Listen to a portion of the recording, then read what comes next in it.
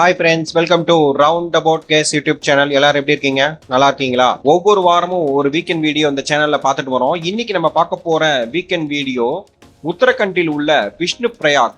இதை பத்தி டீட்டெயிலா தெரிஞ்சுக்கலாமா? விஷ்ணு பிரயாகை என்பது அலக்கநந்தா மற்றும் தௌலி கங்கா நதிகளின் சங்கமம் ஆகும்.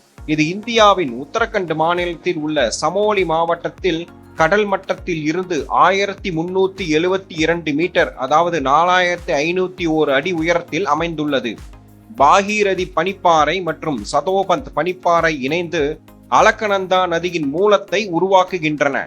இந்த நதி திபெத் வழியாக சென்று சார்தம் யாத்திரையின் கோவில்களில் ஒன்றான பத்ரிநாத் வழியாக பாய்ந்து விஷ்ணு பிரயாகையில் உள்ள தௌலி கங்கா நதியுடன் இணைகிறது. தௌலி கங்கா கார்வால் மற்றும் தென்மேற்கு திபெத்திற்கு இடையில் உற்பத்தி ஆகிறது. சமோலி மாவட்டத்தில் உள்ள தபோவனத்திற்கு அருகில் உள்ள ரினியில் உள்ள ரிஷி கங்காவுடன் இணைந்த பிறகு விஷ்ணு பிரயாகையில் உள்ள அலக்கநந்தா நதியுடன் இணைகிறது. புராணங்களின்படி ரிஷி நாரத முனி விஷ்ணுவை கவரவும் மன்னிப்பு கேட்கவும் விஷ்ணு பிரயாகையில் தியானம் செய்தார்.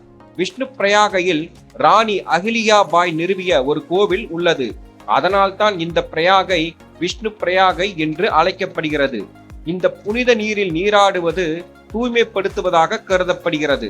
பூக்களின் பள்ளத்தாக்கு, உர்க்கம் பள்ளத்தாக்கு மற்றும் கல்பேஸ்வரர் கோவில் ஆகியவை இந்த விஷ்ணு பிரயாகை சுற்றியுள்ள அருகிலுள்ள சில சுற்றுலா தலங்களாகும்.